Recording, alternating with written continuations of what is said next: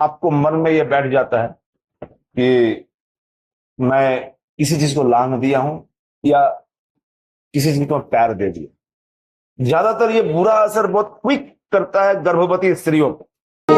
नारी महाचंडी मुक्त केशी बलिप्रिये कुलाचार प्रसन्नस्ये नमस्ते शंकर प्रिये घोर नमस्ते। क्या आपको किसी चौराहे या तीन मुहा रास्ते में गिरी हुई नींबू जो सिंदूर राख टूटी हुई चूड़ी के साथ या फिर सरसों मिर्चा के साथ मिली हो और आप उसे लांग दिए हैं तो हो जाए सतर्क। नमस्कार दोस्तों, आगम सिद्धि चैनल में आप सभी का स्वागत है। वीडियो को अंत तक पूरा देखें। उससे पहले जो अभी तक चैनल को सब्सक्राइब नहीं किए हैं वो प्लीज सबसे पहले चैनल को सब्सक्राइब जरूर कर ले। तो चलिए चलते हैं श्री हंसानंद तीर्थनाथ जी के पास सवालों को लेकर। जय मां काली सर जी। जय गुरु, जय मां तारा। एक आपबीती घटना को लेकर आपसे सवाल करना चाहती हूँ। जी पूछिए। सर, बहुत बार रास्ते में या फिर किसी भी चौराहे या तीन मुंह वाले रास्ते में अक्सर कुछ अजीबे चीजें को गिरी हुई देखी हूँ। लाल कपड़े में कुछ नींबू लिपटा हुआ, सरसों, टूटी हुई चूड़ियां राख के साथ गिरा हुआ। ये सब अजीबो चीज जो थोड़ा सा मन को संकोच देता है, यह सब क्यों रखते हैं? देखिए, ये क्रियाएं जो होती है वो तंत्र की क्रियाएं हैं। अब समझना होता है।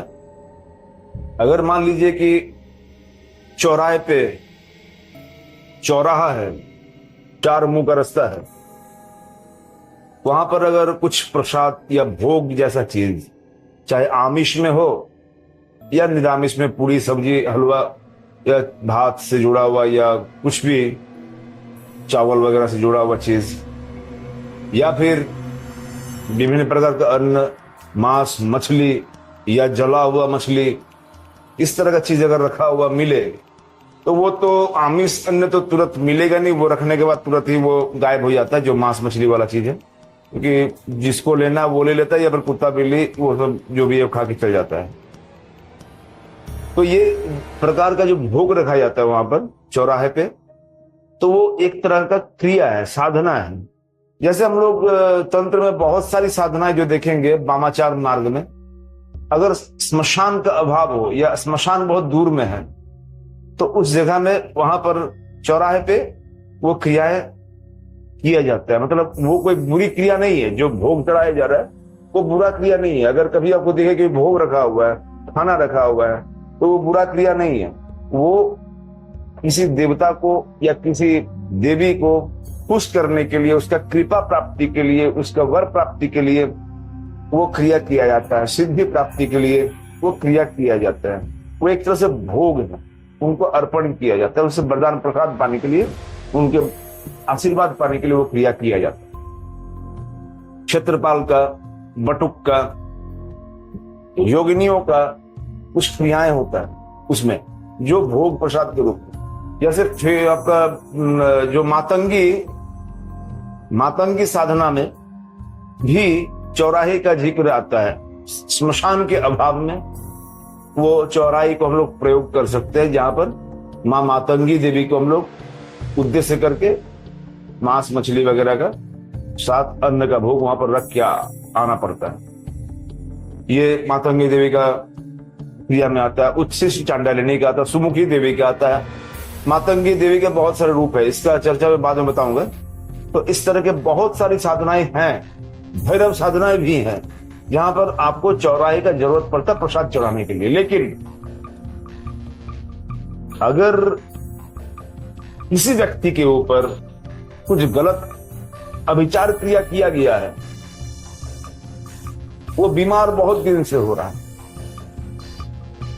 और अगला जो उसको उतार रहा है तो वो जानता हो कि भाई इसके ऊपर कुछ गलत है, नेगेटिविटी है, उस नेगेटिव चीज को वो क्रियाओं द्वारा उतार करके चौराहे पे उतारता है।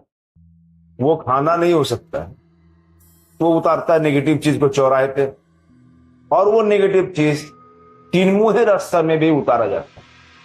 तीन मुहा रास्ता में कभी भी भोग प्रसाद दिया नहीं जाता है, वो चौराहे पे ही होगा। लेकिन तीन मुहे रास्ता पे वो नेगेटिव चीज को, किसी का बीमारी, किसी का कुछ किया हुआ, कुछ खराब चीज, ग्रह खराब चीज का जो उतार के, नेगेटिविटी को उतार के उसको वहां पर उतारा जाता है। क्योंकि कुछ कुछ क्रियाएं जो खराब विद्या है वो कुछ ऐसी होती है कि वो उसको उतार करके उसको ऐसा रखना है या किसी के भी दूसरे को उसको ट्रांसफर करना, तभी उसको वो छोड़ेगा। तो ऐसी भी कुछ क्रियाएं होती हैं, उसको उतार के रखता है। जैसे ही कोई अनजान व्यक्ति उसको पैर दे या फिर उसको ऊपर से चल जाए लांग के, तो ऐसे ऐसी चीजों को उतारा जाता है। जिसमें से जैसे मान लीजिए कि गुड़िया, कोई गुड़िया रहे या आटे की बना हुआ गुड़िया हो, मैदे की या किसी तरह का, जिसका जिस तरह से उतारा है उस तरह की गुड़िया बना करके काला कपड़ा में, लाल कपड़े में उसको लपेट करके उसमें सजारू का कांटा वगैरह भी लगाया हो सकता है, या फिर काला कपड़ा हो, नींबू, मिर्चा आदि, सरसों, चावल, उसमें खून भी या फिर किसी तरह का कोई चीज वो लगाया जाता है। वो हम उतना एक्सप्लेन नहीं करना चाहते हैं। उस तरह का चीज बना करके जो लगे कि अटपटा, वो यूजलेस चीज है। टूटा हुआ चूड़ी, सिंदूर का खाली डिब्बा, सिंदूर जहां तक छिटके सिंदूर का डब्बा गिर गया हो, इस तरह का बहुत सारा चीज वो गिरा हुआ है जो यूजलेस है। खाने का चीज एक भी नहीं होगा वहां पर, जो पका हुआ खाना नहीं हो, स्वादिष्ट भोजन टाइप का कोई चीज वहां पर गिरा हुआ नहीं रहेगा। वो गलत चीज वहां पर उतार दिया जाता है, नेगेटिविटी को उतार देता है वो। अच्छा, जिस चीज के बारे में आपने जिक्र किया, अगर कोई भूलवश उसको लांग देता है तो क्या उस पे कोई बुरा असर पड़ता है? देखिए, अगर ये प्रोसेस से किया गया है, किसी का अगर वो उतारा गया है प्रोसेस से, उसका प्रोसेस होता है, उस प्रोसेस से अगर उसको उतार के वहां रखा गया है, तब तो वो काम करेगा, ये बुरा असर पड़ता ही है। लेकिन बहुत बार ऐसा होता है कि बहुत ज्यादा लोग अंधविश्वास करने लग जाते हैं इन सब चीजों में, तो डरने लग जाते हैं। और ऐसे भी कुछ लोग होते हैं, कॉलोनी, मोहल्ला, आगे पीछे ऐसे भी लोग होते हैं जो उसको एक मजाक बना लेता है, उसका डर का फायदा उठाता है और ऐसे ही झूठ मूठ का वो रख देता है ताकि वो व्यक्ति और डरे। डराने के लिए भी बहुत सारा चीज करता है। तो कितनी सच्चाई है वो तो उस क्रिया में पता चले।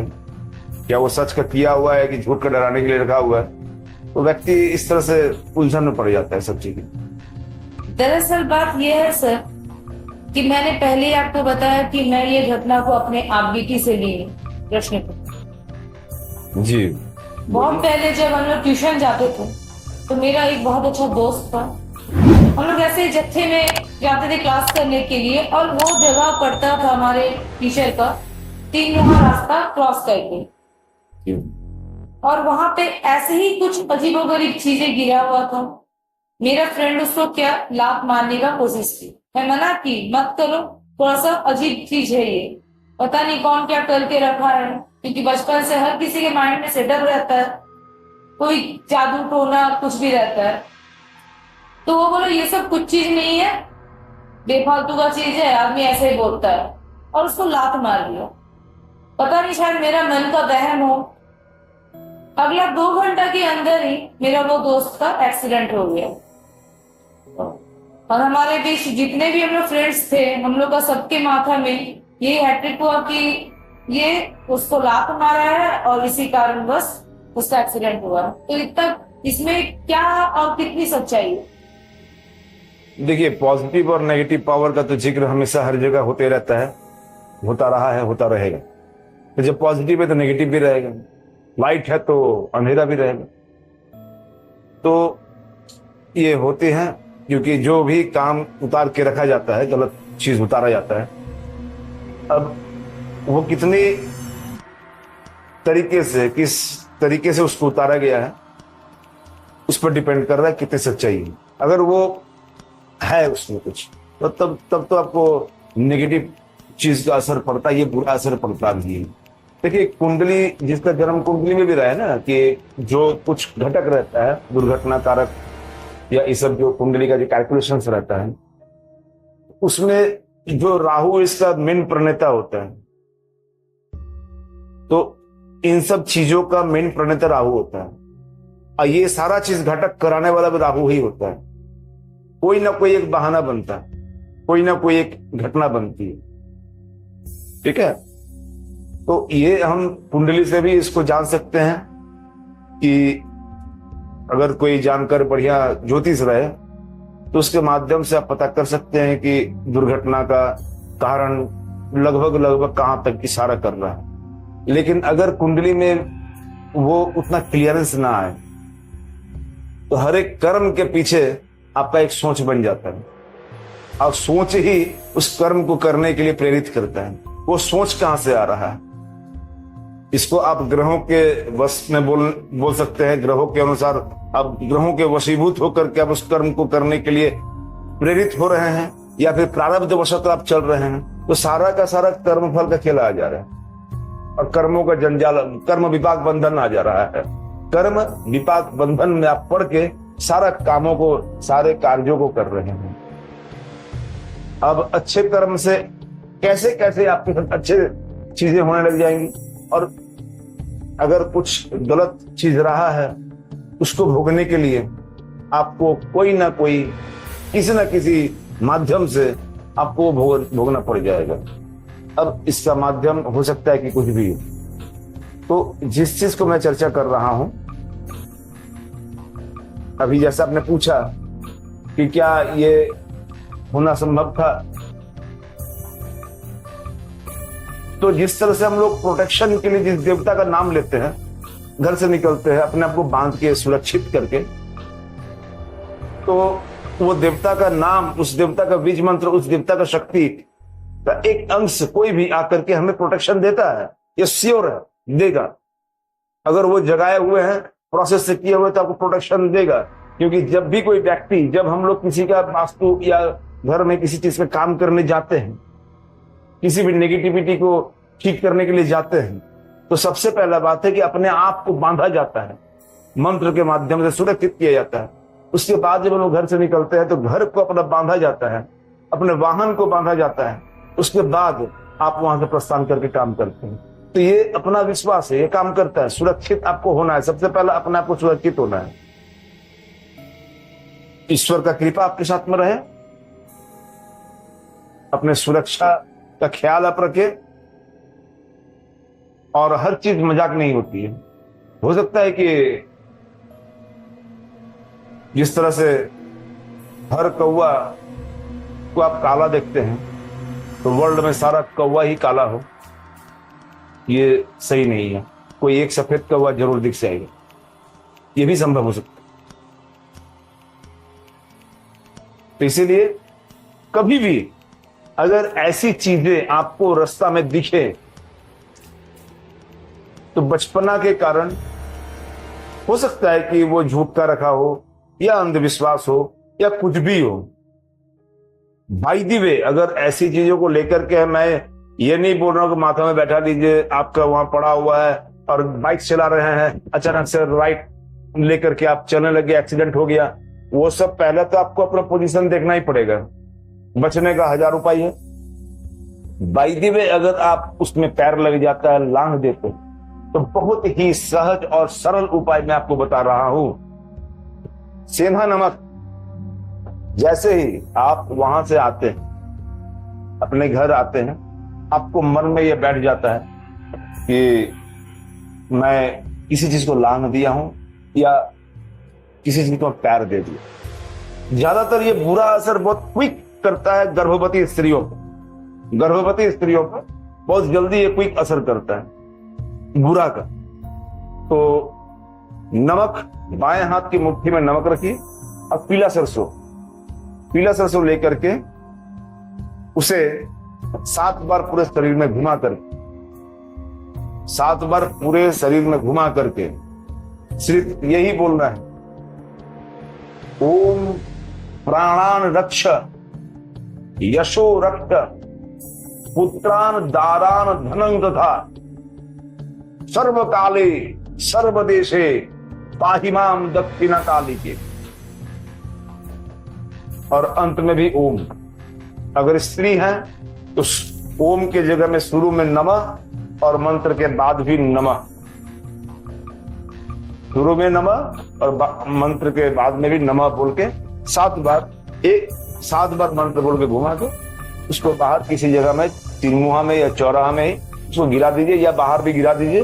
हाथ पैर धो के घर के वापस आ जाइए। माँ को थोड़ा सा प्रणाम कर लीजिए। घर के अंदर में अगर देवी की प्रतिमा मूर्ति या भगवान का कोई भी प्रतिमा मूर्ति, प्रणाम कर लीजिए, शुद्ध हो जाइए, गंगा जल छिड़क लीजिए, आपका कुछ नहीं होगा। ये मेरा गारंटी है। कुछ भी बुरा चीज आपके साथ नहीं हो सकता है। इस मंत्र को अच्छा से रख लीजिए। धन्यवाद सर आपका।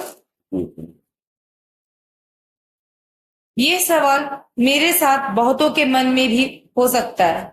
आशा करती हूँ कि इस वीडियो के माध्यम से आपको भी संतुष्टि मिली होगी।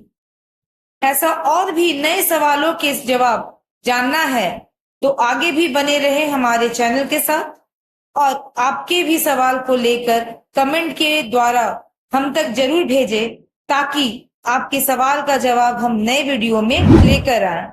वीडियो पसंद आया हो तो चैनल को सब्सक्राइब, लाइक एंड शेयर जरूर करें। धन्यवाद।